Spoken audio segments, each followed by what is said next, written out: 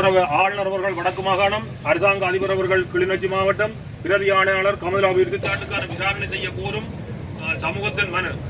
25/2/2026 நடைபெற்ற கிளிநொச்சி மாவட்ட அபிவிருத்தி குழு கூட்டத்தில் பாராளுமன்ற உறுப்பினர் அர்ச்சுனா ராமநாதன் அவர்கள் மேற்படி எமது இரண்டமடுக்குள்ள கமக்கார அமைப்புகளின் சம்மேளனம் 2,54,51,949 ரூபாய் நிதி மோசடி செய்ததாக குற்றம் சாட்டியுள்ளதுடன் இதற்கான ஆதாரம் கோப்பா குழுவிலிருந்து பெற்றுக்கொண்டதாகவும் தெரிவித்துள்ளார்.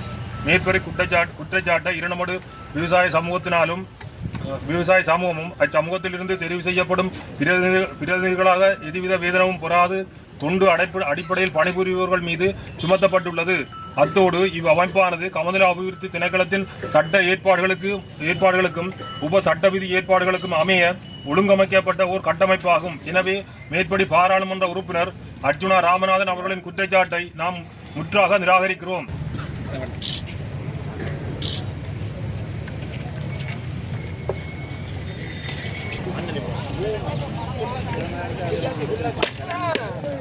Kenapa?